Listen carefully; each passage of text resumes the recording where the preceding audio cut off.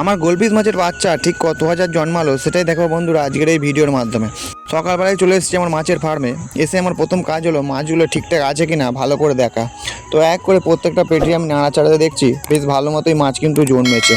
তো বন্ধুরা তারপরে আমার কাজ হলো আস্তে আস্তে ঝাঁঝিগুলোকে নাড়াচাড়া দিয়ে ভালো করে ঝেড়ে তুলে নিতে হবে, নাহলে মাছগুলো কিন্তু তুলতে অসুবিধা হবে। তো যাই হোক, ঝাঁঝি তুলে নেওয়ার পরে বেশ ভালো মতোই মাছ প্রত্যেকটা সোলার পেটির মধ্যে আছে, বয় আছে। তারপরে গামলিটায় জল তুলে নিয়ে সাদা ফিল্টার নেট নিয়ে আস্তে আস্তে করে মাছগুলো তুলে নিয়ে আমি গামলির মধ্যে রাখবো। দেখো বন্ধুরা, প্রথম একবার আমি নেট দিয়ে মাছ তুলেছি ঠিক কত পরিমাণ মাছ হয়েছে। এরম করে করে আবার একবার নেটটা দিয়ে আস্তে করে মাছগুলো তুলে নিয়ে গামলির মধ্যে রেখে দেবো। তবে বন্ধুরা এইসব কাজ কিন্তু খুব সাবধানের সাথে করতে হবে, নাহলে মাছ কিন্তু মারা যেতে পারে। তো আস্তে আস্তে করে ওদিকের সব পেটি থেকে মাছগুলো তুলে নিয়ে তারপরে চলে গেলাম ওইদিকের ধারের পেটিটায় মাছ তুলতে।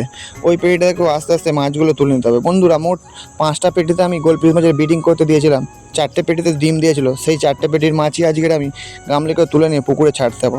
এবারে দেখো ঠিক কত পরিমাণ মাছ, গামলিটার মধ্যে কিন্তু মাছ গিজগিজ করছে। তারপরে গামলিটা নিয়ে আস্তে আস্তে করে আমি চাগিয়ে নিয়ে বাইরে চলে যাব, তবে তোমাদের আমি পরিষ্কার করে দেখাতে পারবো ঠিক কতটা পরিমাণ মাছ জন্ম নিয়েছে। তো বাইরে এসে মাছটা রেখেছি, প্রথমে জলটা নড়ছে, তোমাদের একটু দেখতে হয়তো অসুবিধা হবে। এবারে জল নাড়াটা কমে গেছে, তারপরে তোমরা দেখো ঠিক কতটা পরিমাণ মাছ, যেখানটায় দেখবে সেখানটাতেই মাছ। বন্ধুরা আশা করছি এই যে মাছটা তোমরা দেখতে পাচ্ছ কম করে 5000 মাছ হবে। এবার আমি হাত দিয়ে দেখাচ্ছি, দেখো আমি হাত যাচ্ছে আর মাছ কিন্তু হু করে করে দৌড়চ্ছে। বন্ধুরা আমারই একটা সাবস্ক্রাইবার রিক হাজরা, সেই দাদার রিকোয়েস্টে আমি গোলপিস মাছের ব্রিডিং করেছিলাম। সেই দাদাকে অসংখ্য ধন্যবাদ, যে তোমার জন্য আজ আমার এই সফলতা। আমার কিন্তু অনেক মাছ জন্ম নিয়েছে, এই মাছগুলোই আমি আমার পুকুরে ছাড়বো। তো প্রথমে আমার কাজ হলো একটা প্যাকেটে আস্তে আস্তে করে মাছগুলো ঢেলে নিতে হবে। তারপরে অক্সিজেন ছাড়াই আমি এই মাছগুলো রাখবো, তার কারণ যেহেতু ছোটো মাছ এই মাছকে বেশি অক্সিজেন খাওয়ানোর দরকার নেই। একটু আমি ভেতরে হাওয়া রেখে প্যাকেটটা ভালো করে মুড়ে নিয়ে প্যাকেটটায় ভালো করে গার্ডার আটকে নিয়ে তারপরে পুকুরে ছাড়তে হবে। তার আগে মাছের প্যাকেটে গার্ডার মারা হয়ে যাওয়ার পরে তোমাদেরকে আরেকবার আমি কাছ থেকে দেখিয়ে দেবো। দেখো একদম কাছ থেকে এবারে তোমরা বুঝতে পারবে। প্রথমে জলটা যে নড়াচড়া করছে তাই একটু অসুবিধা হচ্ছে। এবার এই কোণটার দিকে দেখবে, দেখো এই কোণে কিন্তু মাছ ভর্তি, এখানে কিন্তু মাছ গিজগিজ করছে। তো যাই হোক বন্ধুরা, এবারে আস্তে আস্তে করে মাছের প্যাকেটটা নিয়ে চলে যাবো আমি পুকুর পাড়ে। এই মাছগুলো আমি আমার বাড়ির পুকুরেই ছাড়বো, যেহেতু সেই পুকুরে কোনো নেট খাটানো নেই। তো চলে এসেছি আমি পুকুর পাড়ে। আর সবচেয়ে বড় একটা কথা হলো, যে কোনো মাছের বাচ্চা তোমরা যদি পুকুরে ছাড়তে চাও, হয় ফার্স্ট সকালে ছাড়বে সূর্যের আলো যখন কম থাকবে, আর নয় ছাড়বে বৈকাল 4টের পরে। তার কারণ যদি রোদের সময় বাচ্চা মাছ তুমি পুকুরে ছাড়ো তাহলে মাছ কেটে যাওয়ার সম্ভাবনা থাকে। তারপরে মাছের প্যাকেটটা জলে সিজন করতে দিতে চলে এসেছি আবার ফার্মে।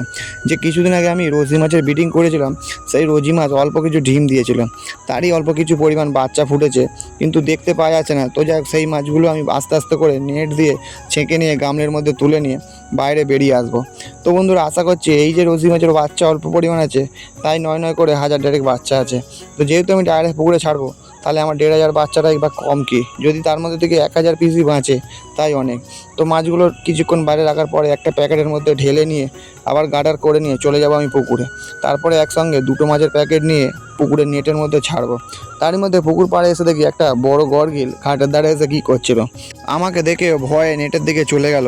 তো যাই হোক বন্ধু, তারপরে দূরে গোলপিসের মাছের প্যাকেটটা দেখা যাচ্ছে, আর আমি রুজি মাছের প্যাকেটটাও পুকুরে কিছুক্ষণের জন্য সিজন করতে রেখে দিলাম।